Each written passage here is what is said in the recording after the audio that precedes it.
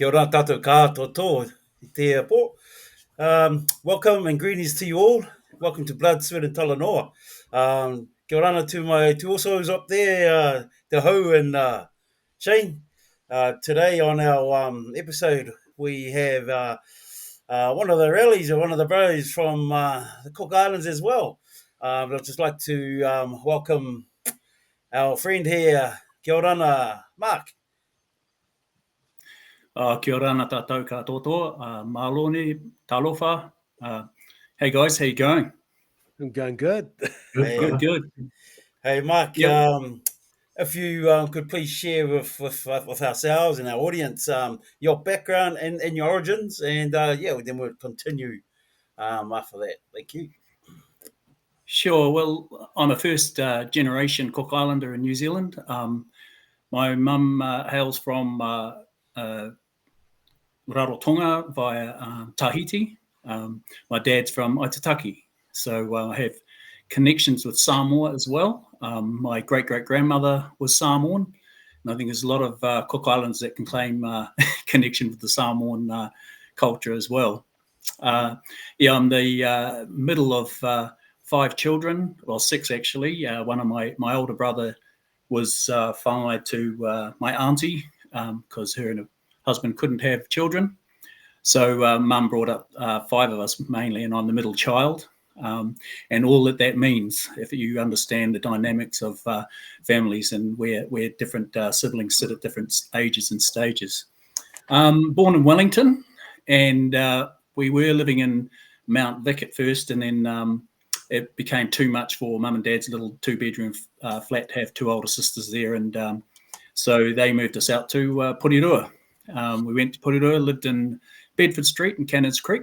I was probably only about maybe 2 or 3, and then mum and dad, mum discovered this new state housing that was going on in Tawa, and so she shifted us there because where we lived, which is pretty much across from the old Top Tavern, it was kind of loud and rowdy and bit of biffo going on there in the old car park, and so they wanted to sort of shield us or protect us from that kind of thing going on. So they moved us over to Tawa, which was an interesting part where I grew up. Went to school there, attended the local school, Hampton Hills School, which is the new area where the new state housing was, and we were one of 2 Cook Island families in the neighbourhood. And interesting enough for you, Te Are, the other Cook Island family was the Akovis.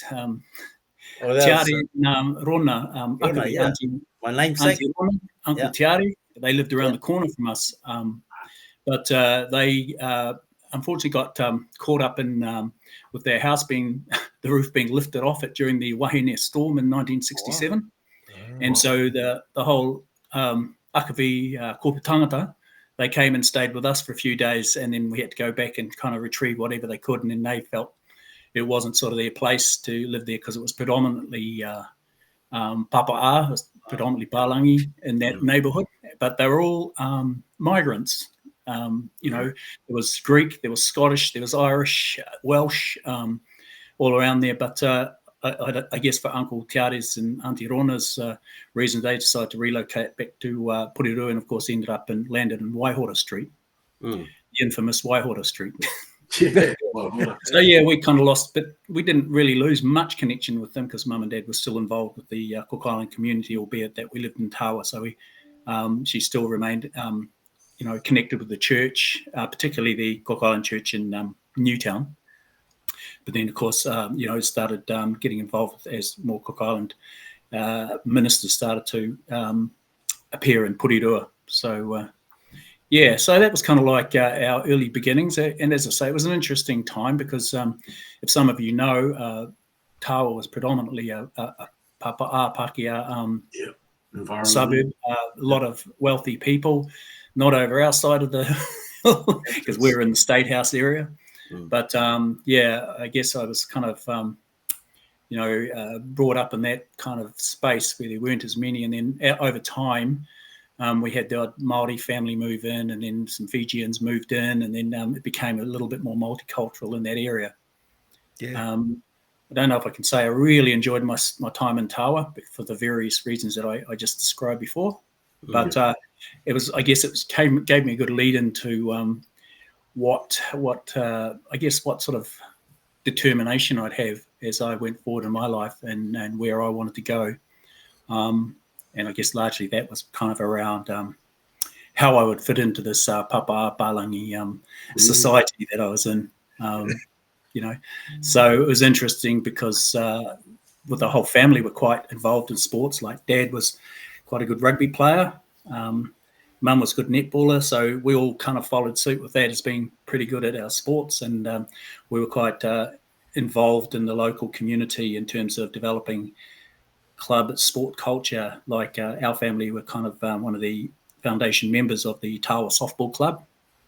And so, we got quite involved. Mum ended up coaching to representative level. My older sister ended up playing to representative level.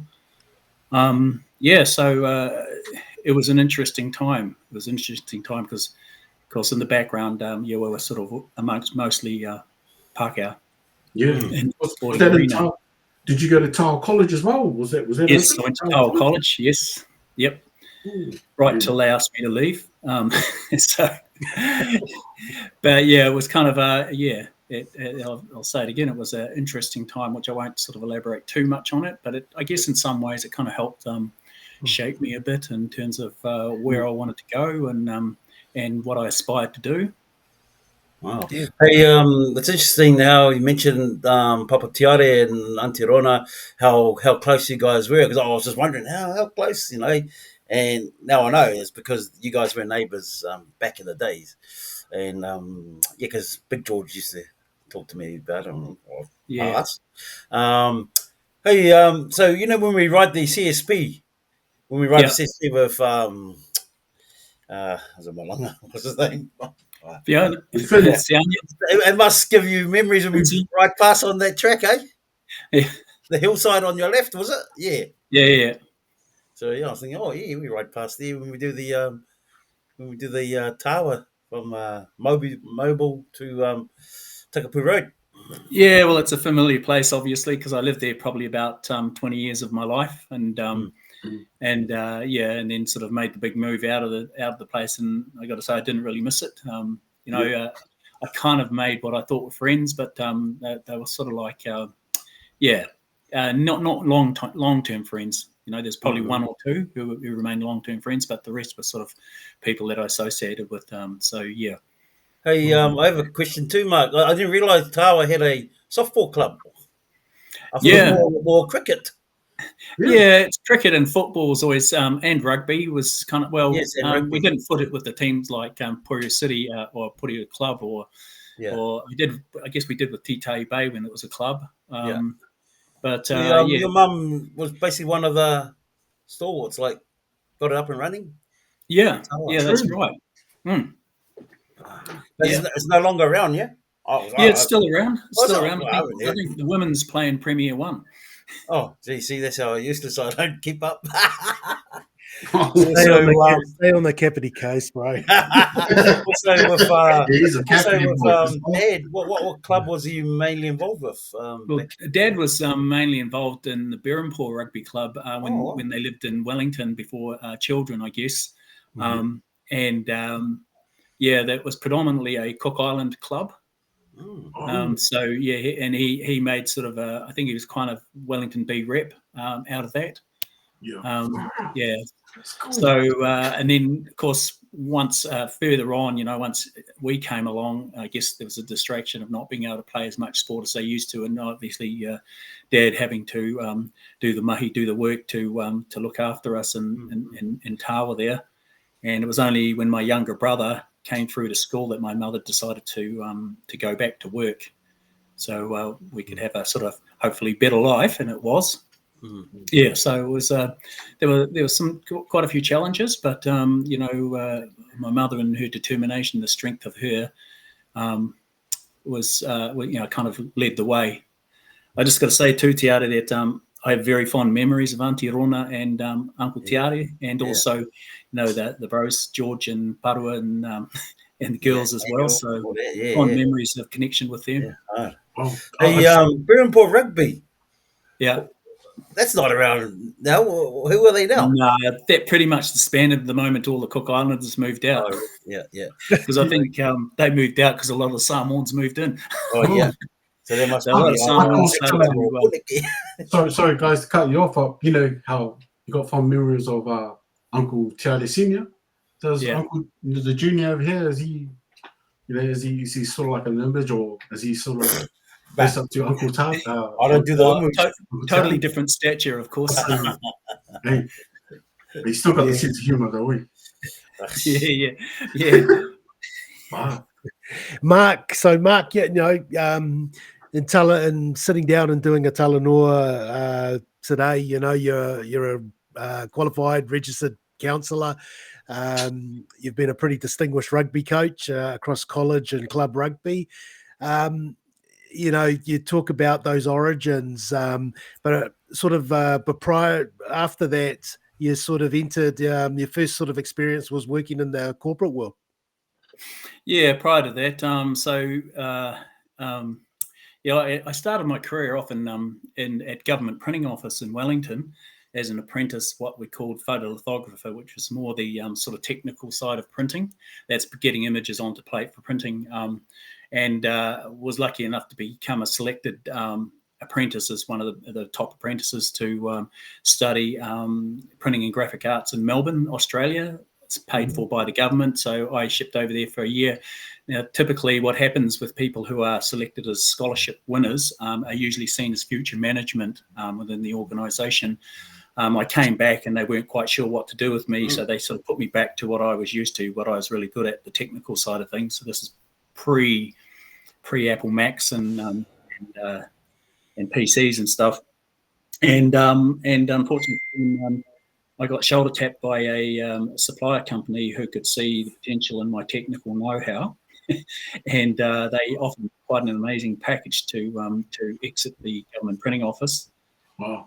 I'd done my time, and they offered to pay for the exit fee as well, because they invested a lot of money in me to go to Australia.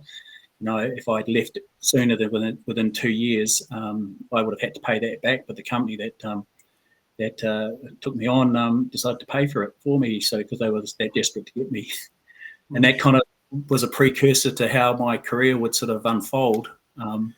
I lasted at that company for about a couple of years, made quite a reputation for myself as a sort of a guy to go to, and was reliable and trustworthy and stuff like that. And then, as I say, it set the sort of the tone of my career, because for the next 20 plus years I never actually applied for a job. I just got shoulder tapped a lot of the time, and a lot of it ended up with me being business owner and senior management as well, up to managing director level, general manager level, and it wasn't so sort of a normal pathway, I suppose you could say, as what a lot of people do these days, getting degrees in business and things like that. It was more an experiential journey. And the fundamental thing that I found was that, we all know that the most important resource in business is the people you work with, right? Is human resources. And, I sort of realized fairly soon that in order to, enable or empower people to do their jobs really well, you had to really look after them. And that's a lot of the work I did. And I guess to a large degree, a lot of the successes I had in helping companies, including mine, become very profitable. Yeah. I mean, Mark, so you also sort of broke a bit of glass ceiling in some of those roles in the corporate world that you sort of had. What was that sort of experience? What were some of your observations in terms of moving into that space, and also, yourself being Cook Island? Yeah, well, I guess, if I point back to my initial conversation about growing up in Tawa, I realised that, I wasn't sure where I fit in terms of my peers or people in that community. And it wasn't too different when I got into the corporate business world, because I certainly felt a little bit of sometimes bordering on racism. I won't say direct racism, but being treated quite different because of, I guess, my skin color. And I had people often comment on the fact that I wasn't what they were expecting because they'd hear a voice over the phone. And then when I rocked up there, they kind of had to step back and go, oh, okay, you're Mark. I'd never say my last name because I guess to my mind, it might have prejudiced me in terms of the connections I was trying to establish or make. So it was a little bit of, I guess, manipulation to a degree, but it was to serve the purpose of progressing myself, which is the determination I had to really sort of get myself up there. And as I said before, into senior management positions by virtue of how I could make companies profitable. And that was quite appealing to a lot of company owners. Yeah. And then look, Mark, working in the corporate area, you learn a lot about organizations, about performance, team, and that as well. What was some of the, you talk about investment in people or valuing people. What were some of the other things when you're sort of having to work at either margins or profit loss and things like that? What were some of the things that you had to do as a leader? Well, it was definitely a lot of, pressure around performance, the bottom line type thing. And as I said before, fortunately, I was pretty good at rallying the troops, if I could say that, to do the best they could do in order to help that bottom line, that profit margin. So a lot of the companies I worked for became very profitable. And interestingly enough, when I moved for those companies, they became less profitable. And I think it was kind of what I started to recognise is that wherever I went, I was able to build a bit of a culture that people trusted and relied on me. Not that I was the answer to everything. I helped empower people to actually, I believe I helped empower them to do the best that they could do, which helped with things like profitability and that. So when you talk about breaking that glass ceiling, it was an interesting one to sort of to try and penetrate, if we could say that. But I think I succeeded in doing that. And it was a good learning experience for me about people and life and the challenges that in that business world that you had to face, because I wasn't one of those types of guys that would tread on your toes. Like I met a lot of people that did try to undermine you and step all over you and things like that. But I was always of a philosophy in that space about being ahead of the game. And I always made sure that I was covered in whatever I did, no matter what people tried to sort of do to try and undermine me. And that was a bit of strong determination I think I got from my mum, actually. Wow. I think everyone was influenced probably by movies at the time, like Wall Street and all those kind of corporate movies. And probably a lot of them were probably reading Sun Tzu at the same time and misinterpreting it. Yeah, it was good times. There was good times, lots of challenging times. And, I sort of stuck that out for probably almost 30 years of my career. And then, at some stage along there, I kind of realised that I felt like I'd gone the sort of as far as I needed to go. And then I felt I needed to serve people in a much different way, in a better way. I kind of put it down to this when I was interviewed about the whole thing around counselling and why I wanted to be a counsellor. And I said, for much of my career, I've made people rich, including myself. No, I wouldn't say rich, but, well off. But other people rich. And this new journey I was about to embark on was about helping to enrich people's lives. Yeah, and look, tell us about that, because that was sort of you and I talked away from this around sort of that moment where you'd sort of decided it was time for a career change. Yeah, it wasn't. It was kind of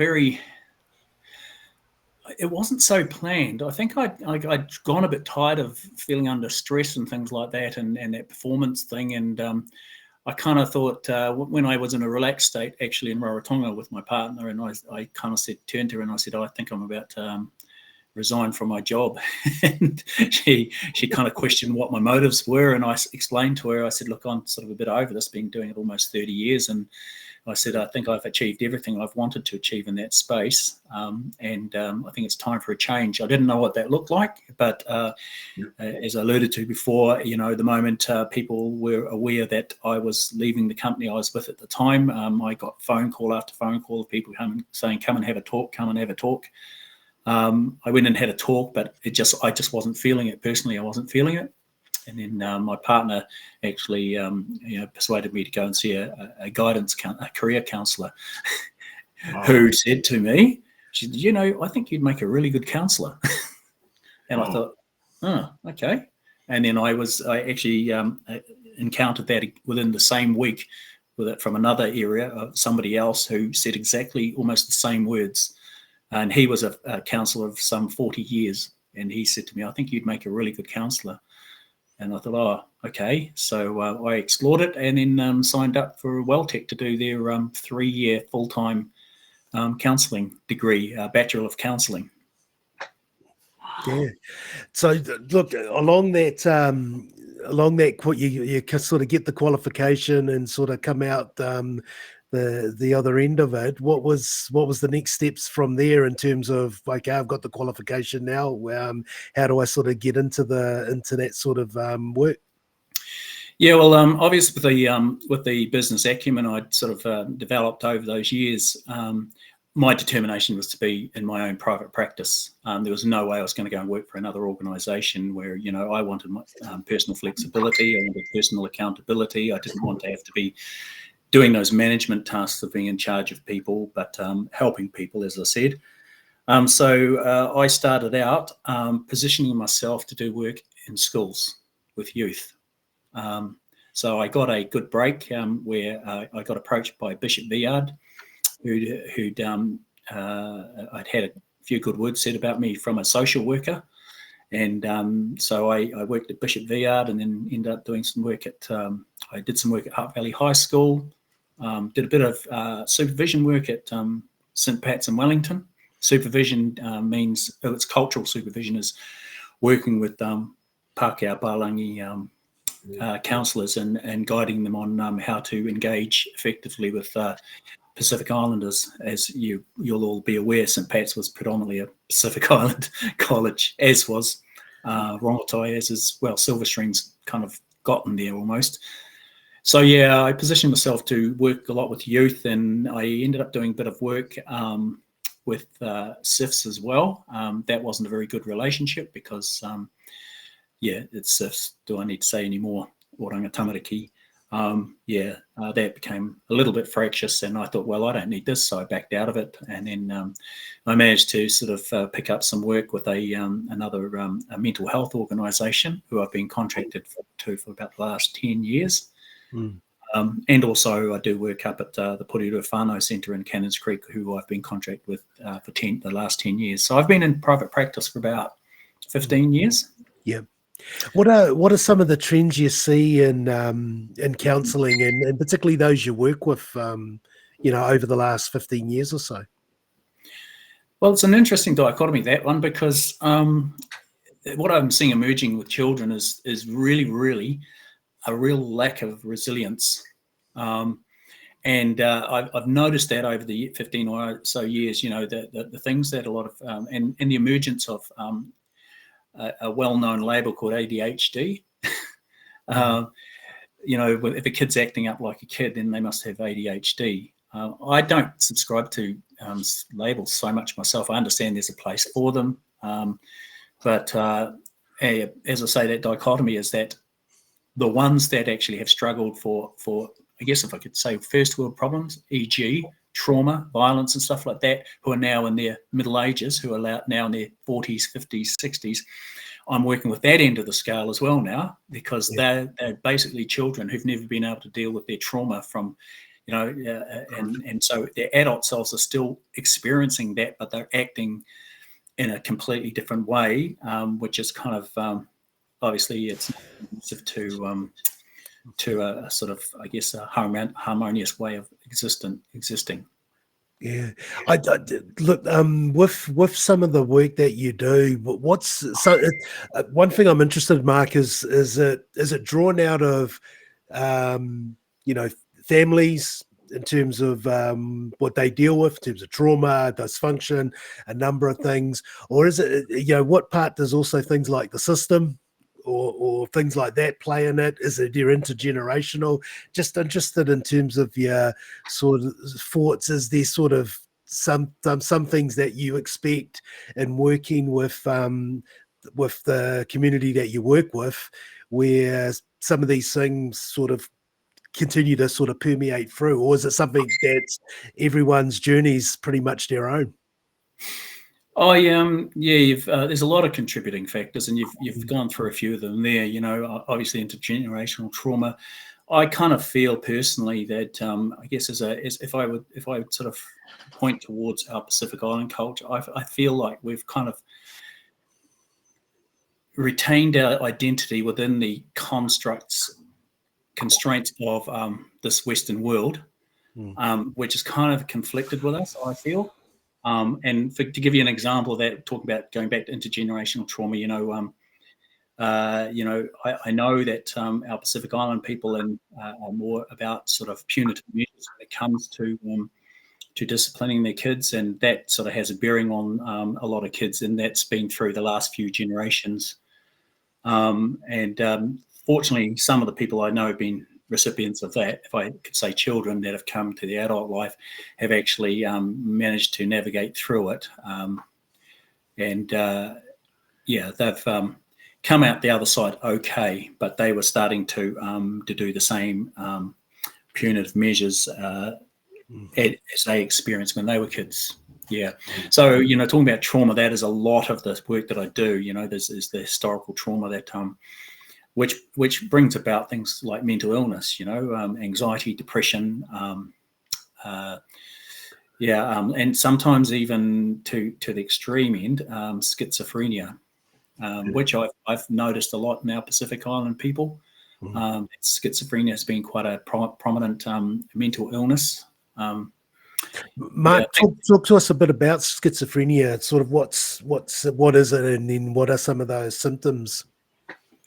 Well, there's the clinical term of schizophrenia, which is about, you know, hearing voices, grandiosity, believing they're somebody they're not. Like, you know, a lot of people believing they have a direct line to God and speaking to them, so that it's quite delusional.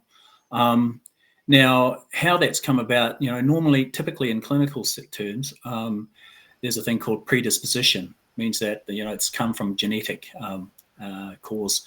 But what I've noticed is that there's quite a few that haven't been predisposed to it. It's emerged because of trauma.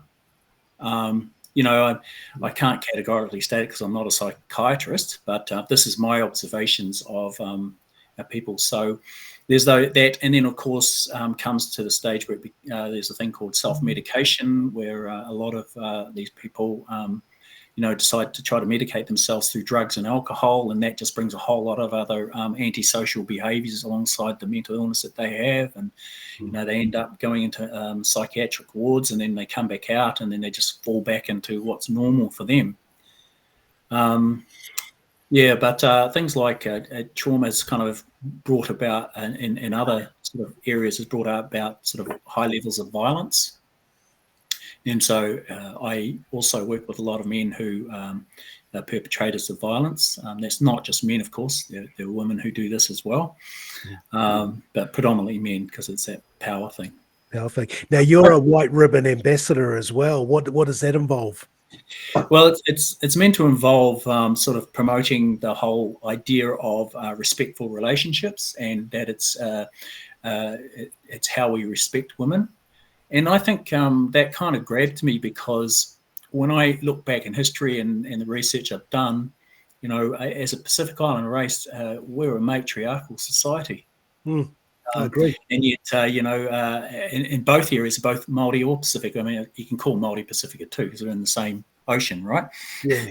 And that's been an interesting kind of observation, or interesting research. So my point about that is how our women are treated these days. Now, I know in a lot of Pacific Island families, women do still hold that sort of matriarchal power, or else whoever argues with is going to get the jandal. But there's also that kind of colonizing kind of attitude about women are inferior to men, and that doesn't open things to respecting women, and it shows out in our young people, the way young boys, the way they treat women, those kind of I guess that throwaway comment, he's just being a boy, and that just does not count these days, because it is so much about respect. And first and foremost, with boys or men, you've got to try and get them to understand how much they respect themselves before they can actually make that transition to respecting everyone else. Yeah,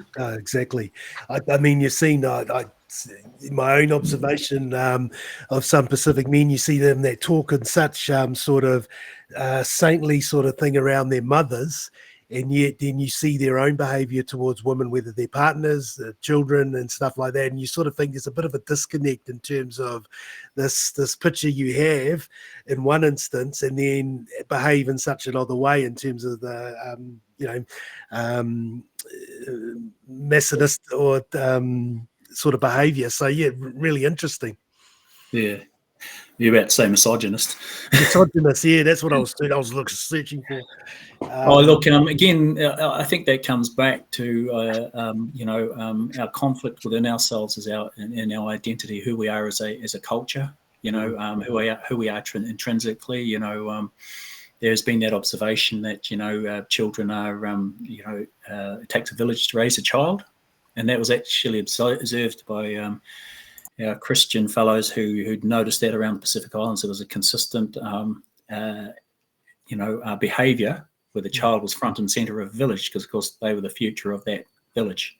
Yeah. And so they were treated very carefully and nurtured, and this is all the research if you find the readings and stuff like that. And I think that whole dynamic turned around when we became colonised. Now, I don't want to get into the political side of things or that, but I think that's been quite a marker in terms of compromising our understanding of who we are as a people, because we are still people of a lot of mana, however, we've kind of lost our way in some ways, but it's starting to kind of hopefully turn around, for our next generation of kids.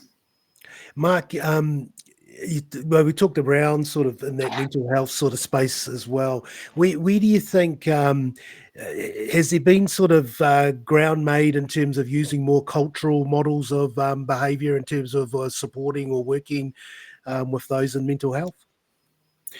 Well, I mean, a lot of the organisations that work in that space, they have they do purport to have a commitment to acknowledging those cultural differences and learning more about culture and stuff. But when you've, I guess, it's hard to explain to a non-Pacific or non-Māori about what that feels like, because they don't kind of get it. They don't understand our spiritual selves and who we are intrinsically in terms of, where we've come from. They can do the surface stuff like, pronounce, our language effectively, but in terms of that sense of spiritual connection, I think they don't have that.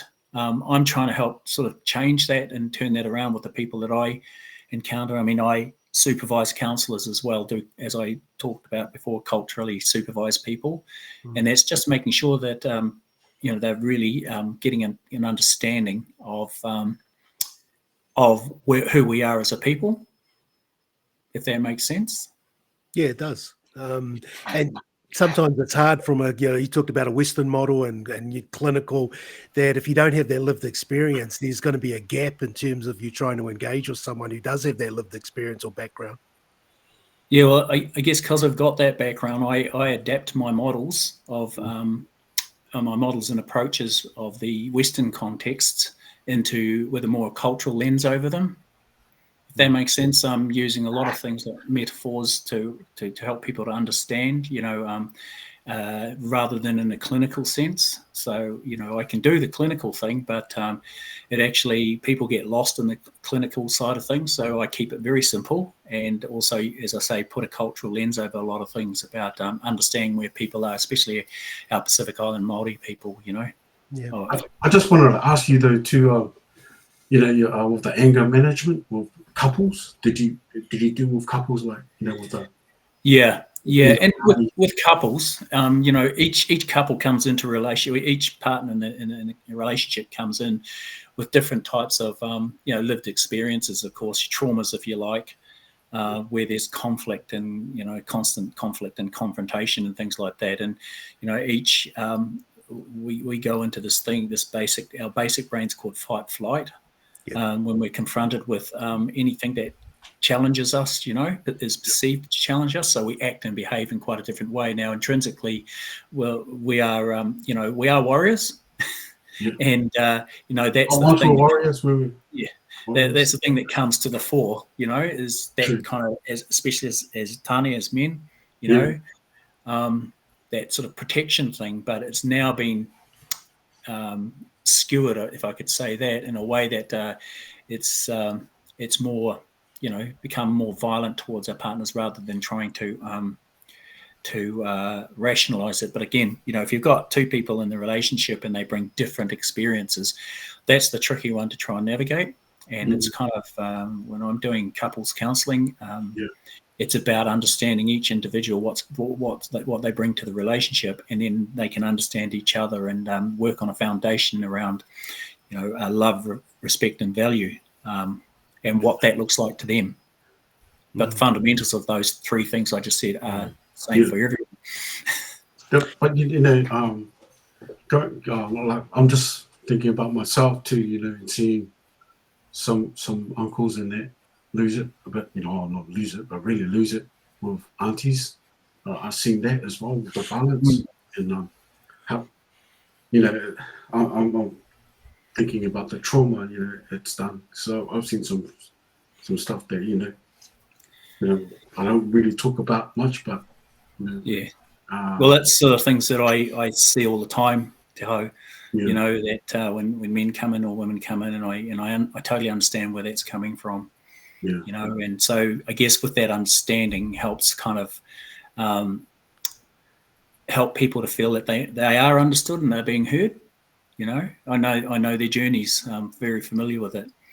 So and then the other sort of factor there, especially with our people, is this is the effects of alcohol as well. When alcohol comes into it, that kind of elevates the whole mood.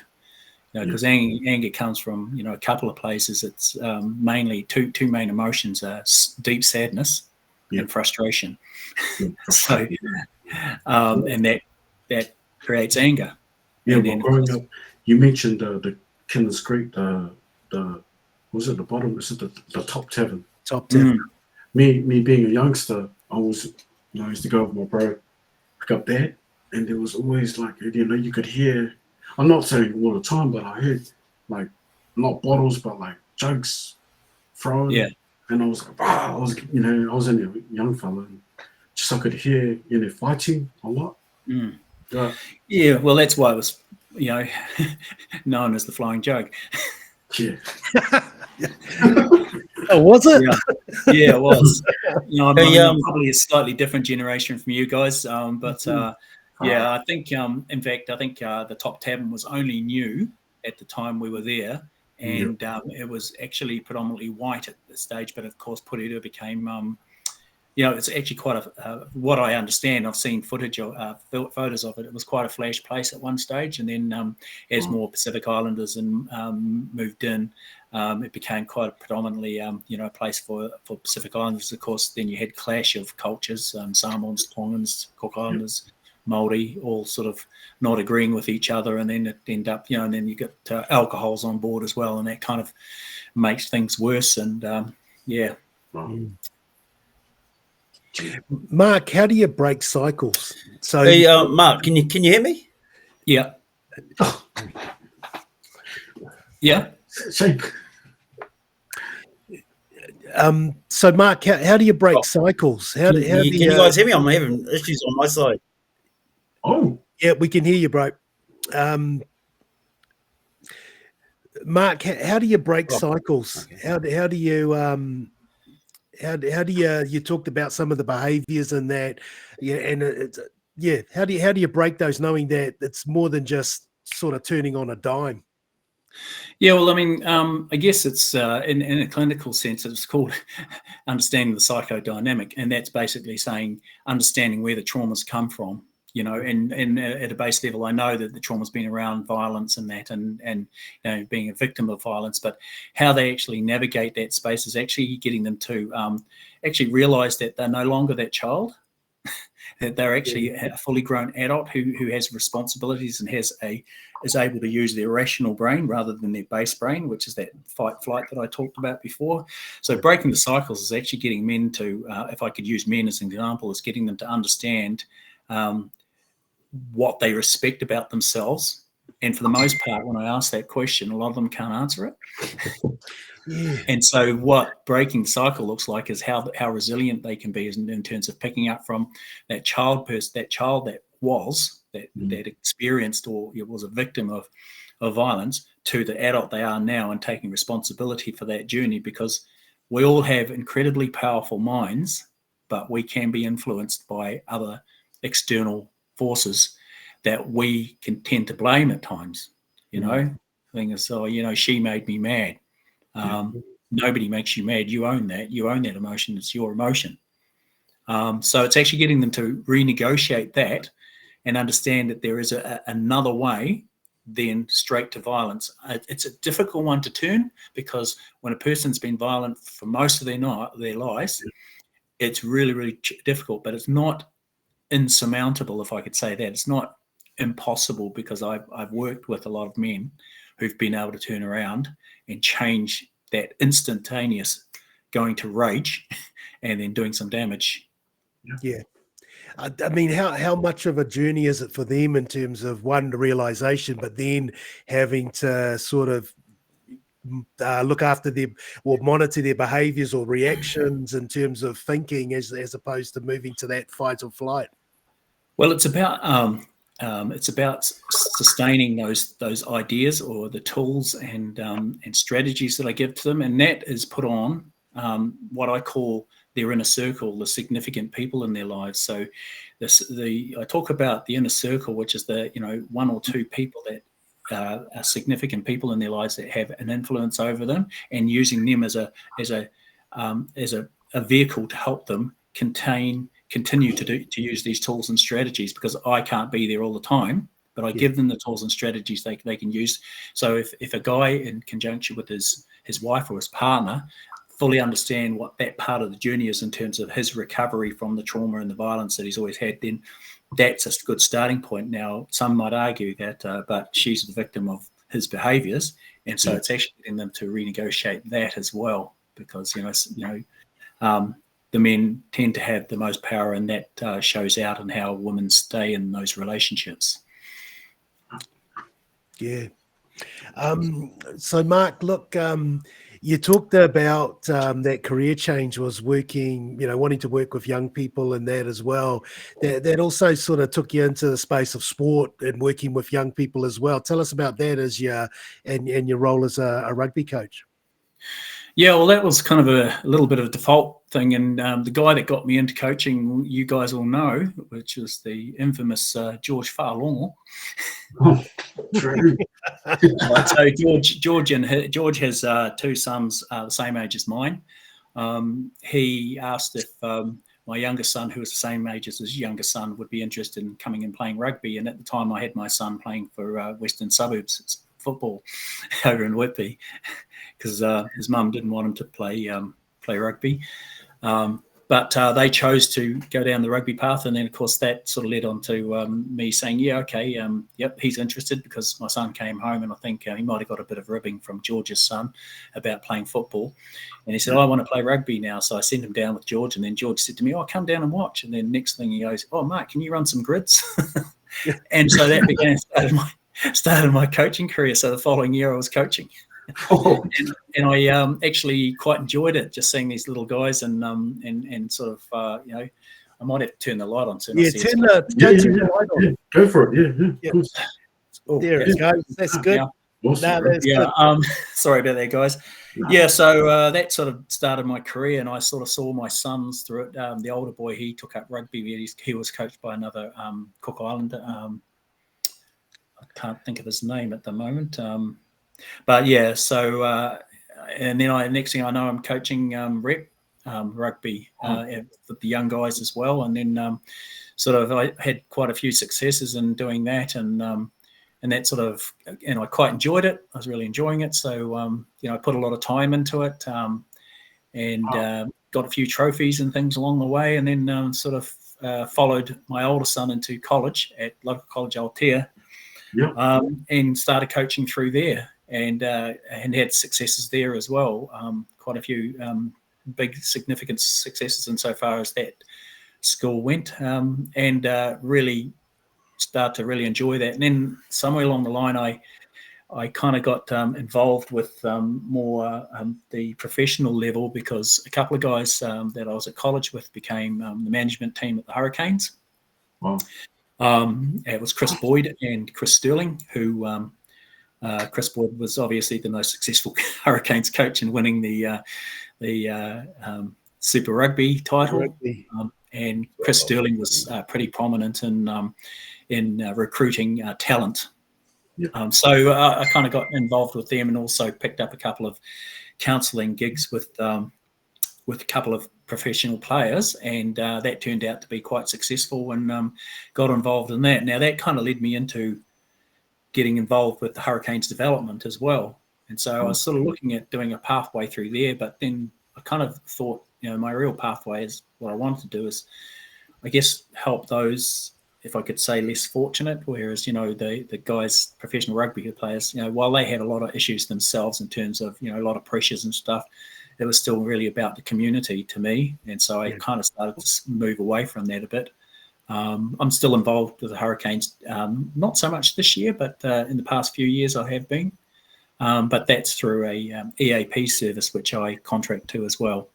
Yeah. That whole coaching thing, and then went through and coached fairly successfully in the first 15 grade at Altea College, and then got approached by Paramata Plimerton, who I'd coached the boys in their junior years to come and start up a Colts program there. So I undertook that probably for about 3 years or so, but found it I was getting quite frustrated because it was, when you're at college, you've got players on tap. When you are coaching club rugby, you've got a lot of players who just want to drink and they're less reliable. And, and it's just like boys anyway, they can't remember to bring their socks or their mouth guards. So I thought, I'd stop this babysitting stuff at school, but it wasn't any better with grown men.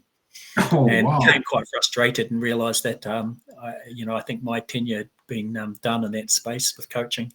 Yeah. And so I stepped away from it probably about 5 years ago, I think it was 5, 6, maybe 7 years ago. And you look much better for it. You look very healthy. It's pretty stressful doing that stuff. Yeah. Look, with the success that you had, Mark, what do you sort of put it down to? Look, anyone can show up with a football, some cones, do a couple of drills. What was what did you bring in terms of either your background or just your observations of the game in terms of performing, the team performance? Well, I think it was really about connection. Yep. It's really how you connect with people, and if I go back to counselling, the success of therapy counselling is over 80% on how you build a rapport or you build a relationship with people. The rapport first, and then the relationship of trust, and I think to a large degree I was able to get that out of people. They trusted me and what I'd say and how I could guide them and things like that. And I think it was a lot to do with my calm demeanour, even though I was under a lot of pressure. I had to bring in and harness as much as my counselling skills in terms of keeping a level head on things. Do you think you put it down to your parents, like your upbringing? Sorry? Do you think you put it down to, mum being it would be mainly mum. Dad was a bit of a hothead. He was very, very good all-rounder, if I could say that. Very good sportsman, very good musician. And I think he kind of wanted me to be like him. And I kind of resisted. But I did ultimately end up, I wouldn't say I'm a really good musician. I wouldn't say I'm a really good sportsman, but there are certain traits that I managed to pick up. But that nurturing one was really from my mother. And that's where those strengths come in with connecting with people. So connection is the key. Yeah, and look, obviously working with a team, you've got a whole lot of different personalities and sort of those dynamics in it as well. What were some of the things that you did that sort of tried, had made sure everyone felt that they were of value or contributing into the team? Yeah, well, that was about, I mean, when you had some guys who put the head, above the pulpit, if I could say that, it was actually having quiet conversations with them and trying to empower them and actually realize that, they had the potential to lead rather than, then stand up being an idiot. And then getting other leaders to sort of take them on as well. It wasn't complete success. I had to let go of a couple of players who were quite prominent, who were up and coming players, and I got quite a bit of a hard time from their nans. Oh yeah. As you do. And I could just qualify it by saying, hey, look, there's 100 other kids like that out there. I said it comes down to the kids with the right attitude. Yeah, that's right. Eh? Was there any other household names, I guess, or even names that sort of went through for yourself, like knowing? I know you did say something like you coached my brother's son, Dominic, going through. There were. I mean, there are quite a few that have gone through. Lenny Upperside was my captain at Altair College. He went off, of course, in his last year at college and went to Wellington Cole because he wanted to have a more dominant college and also get his name up there. But he was already recognised because Chris Boyd, the Hurricanes coach, he was always talking to me on the phone about Lenny and other players that I had in the team and that he had his eye on. And so there were quite a few players that, and even some that I worked in the professional capacity as a counsellor that have now gone on to sort of high honours as well. Mark, given that you had that experience of players from college through to that professional, in the professional space as well, what did you see as some of the critical things in terms of making that transition, particularly for young people? So what sort of, can you rephrase that question again? What? Just that you had that sort of coaching experience with young players, up and comers, and that would go on to move into or have the ambition to move into the professional space, senior club rugby. What was some of the important things in terms of young people making that transition from college football into senior and also higher honours?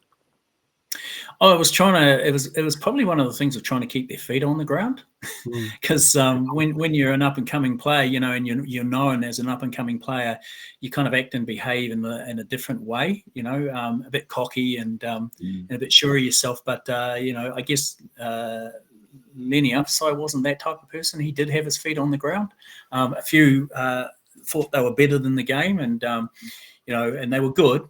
But it comes down to getting a balance in that attitude and actually, just talking them through it, nurturing them through it to enable them to know that there's a whole lot of other responsibilities just apart from being a natural gifted player.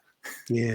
Look, one of the things that I sort of experienced through some of my own coaching experience, and particularly dealing with scouts, and that one of the first questions that sort of NRL scouts would ask of players at the tournaments, and that was, what's their family like? And so they were really interested in terms of young players, not necessarily, obviously they caught their eye in terms of their ability as a footballer, but they were really interested in terms of, do they have a stable background? Have they got a supportive family? And they were really interested in that, because I think that for them, that was one of the things that they were looking at when they were looking at investing in players. Well, that's good foresight for them, and it's good to hear they were, because that's always been a thing for me. Now, the thing is that, knowing the culture the way I do, I could act as that sort of parenting type figure, but also be the coach at the same time. So for scouts asking those questions, it is really important, as we all know, the family is the sort of foundation of that person. And I've seen it with a lot of, emerging players, that they're very tight with their family, but then that brings a whole lot of stressors for themselves as well.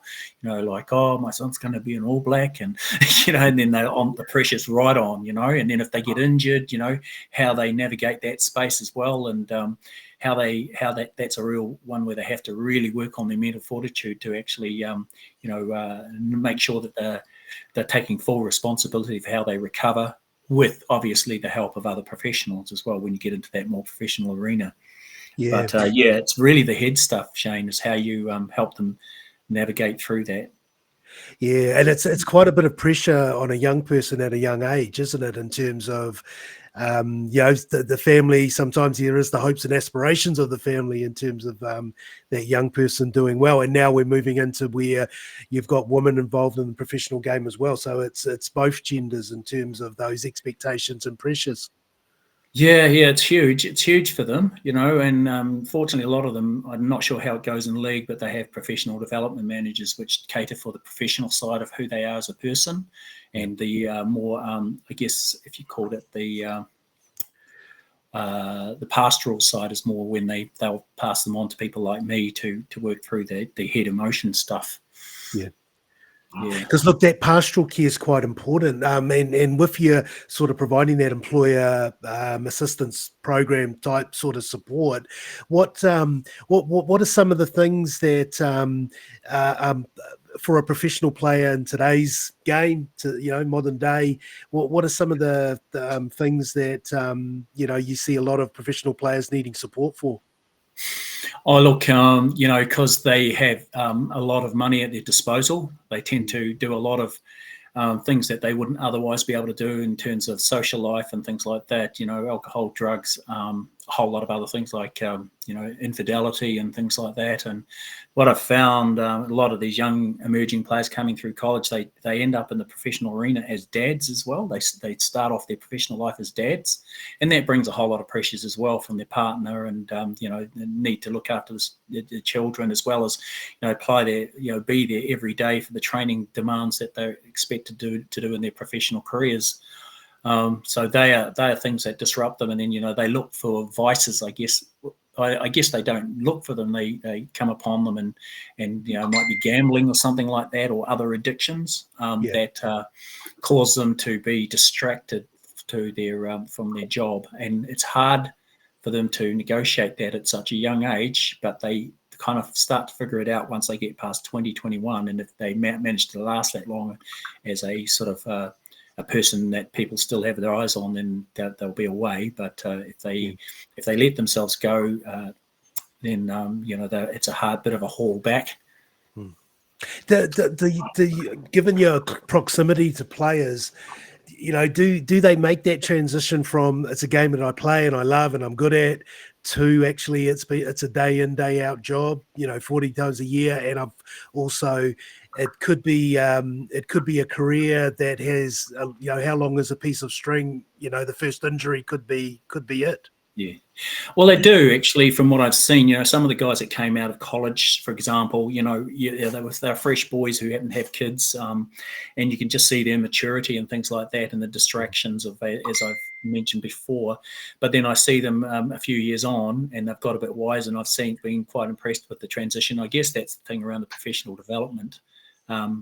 As they go forward, they understand how to talk with people, whereas they normally typically shy, because you're not the most engaging kid when you come out of school. They learn those skills, as I've seen a lot of professional players. They've gone from I guess back in my day, they used to call Christian Cullen bottle top or something like that, because he didn't have much brains or something like that, but he's actually a very astute person. But people had made this judgment, and when what came out for him was he was an incredibly shy person, but incredibly talented. Yeah. But very switched on, more than what people knew. So to make that transition is about maturity. It's Yeah. about your environment, who you surround yourself with, and in that professional trajectory, they have all the resources available to them. Yeah, I mean, one of the things that probably over the 30 years of the professional game in New Zealand or rugby that sort of have now is that there is definitely a sort of a public persona in that, and how players sort of, be them, have their own identities, but then they have a whole lot of other things that probably necessarily didn't have at the beginning of the professional game in the mid-90s. Yeah, correct. They came across as not very smart, but it's just mainly because it was shy. It was being shy, didn't know how to talk in front of the camera, but they're taught those skills, and they're taught how to articulate and things like that. I mean, if you saw raw footage of Jonah when he was first interviewed, out of college, he was doing the usual teenage sort of speak, not saying much. But then, later, Jonah was, found out to be quite an intellectual person.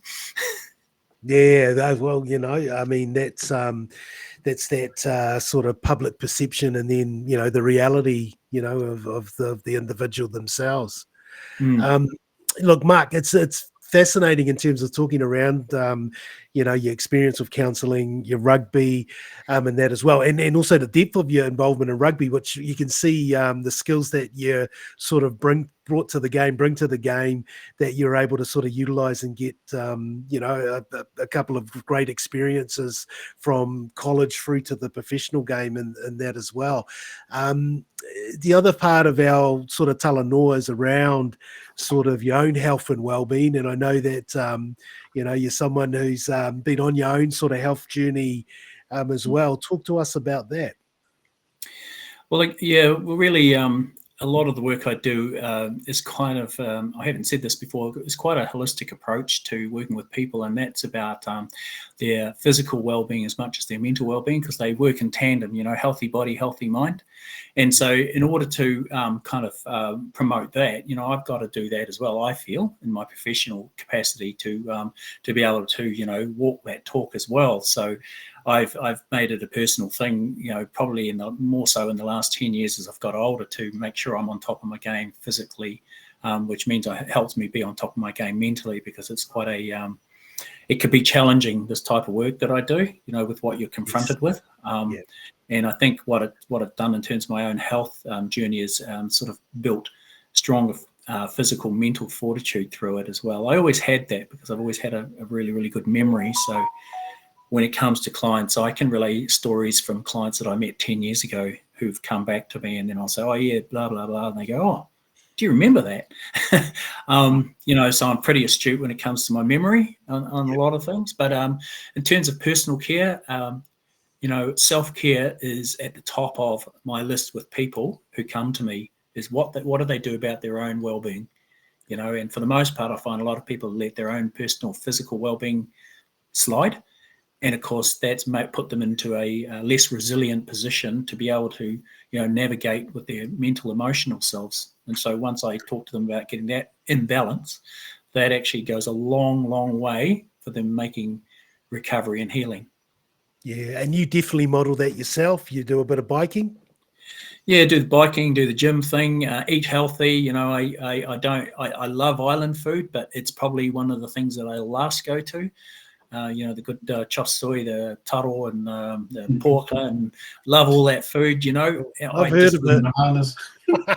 But I know that's been a lot of it contributed to our Pacific Island people's obesity and diabetes and heart problems. And I was watching a podcast the other day of a guy said he's been on a health journey, and he said, oh, I'm 59, I'm going to turn 60, and he looked like really old. And I was thinking, wow, younger than me.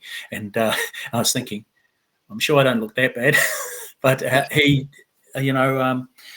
kind of watch those things about what people my age are doing, and for the most part, I find a lot of I find a lot of people at my age aren't as healthy as they could be.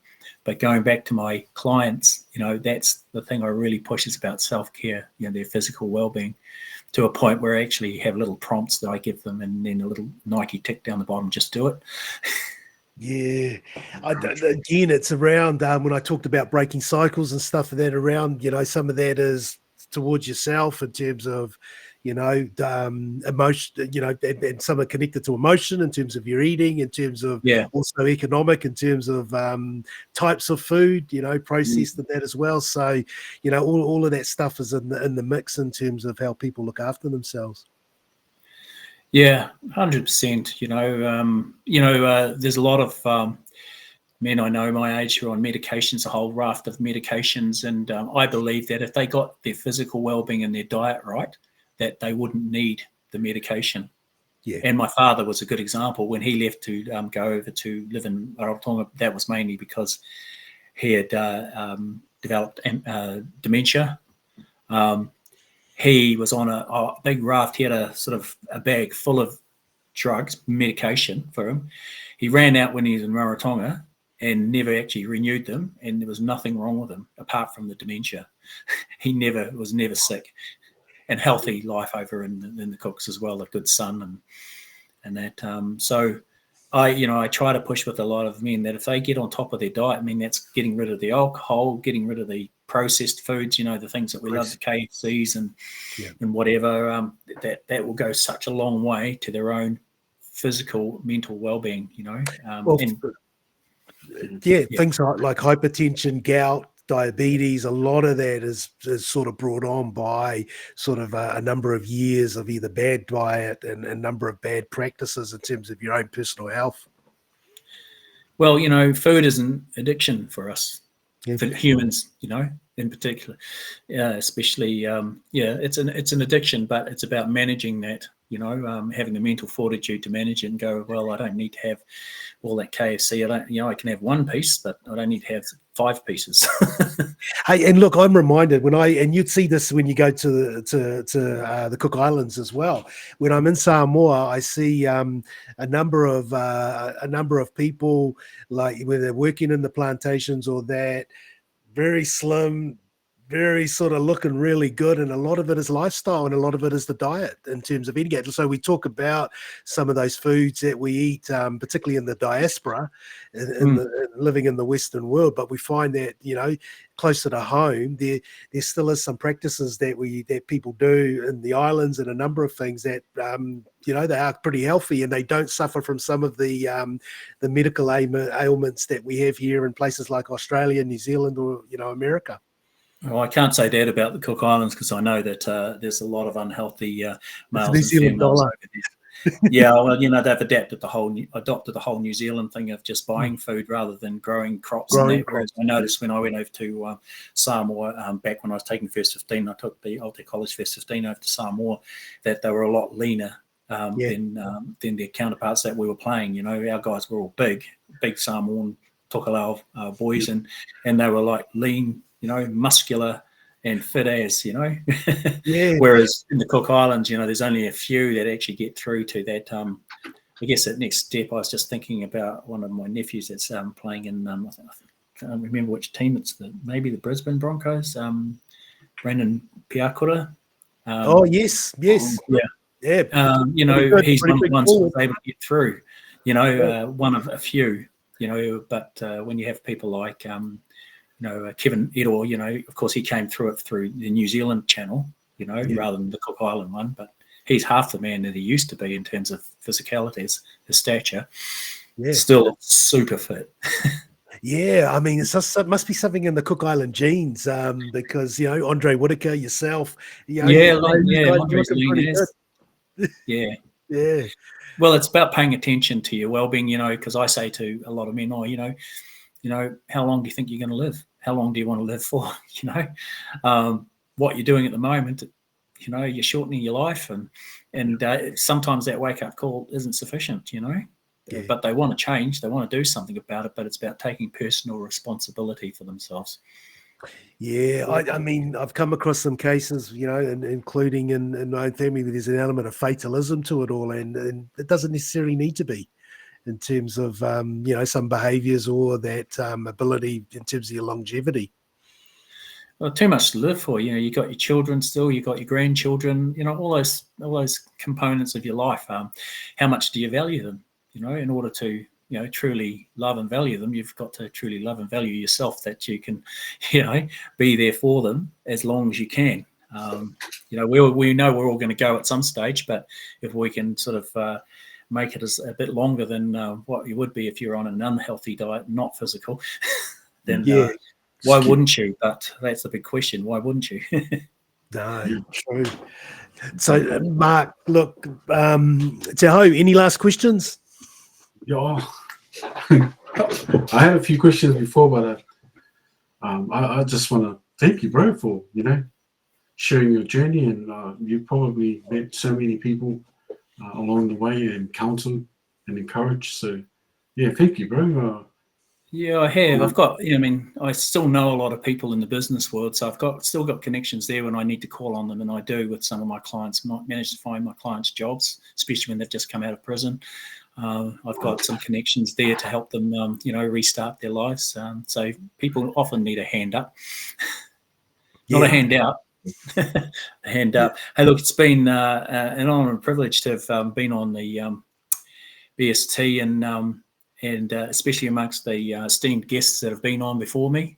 I feel honoured to have been part of this. I am quite passionate about what I do and how I live, and hopefully that sort of might get some of our audience inspired to sort of look at themselves and go, well, what can I do to make a difference, a positive difference in my life if they are struggling for whatever reason, and we all do.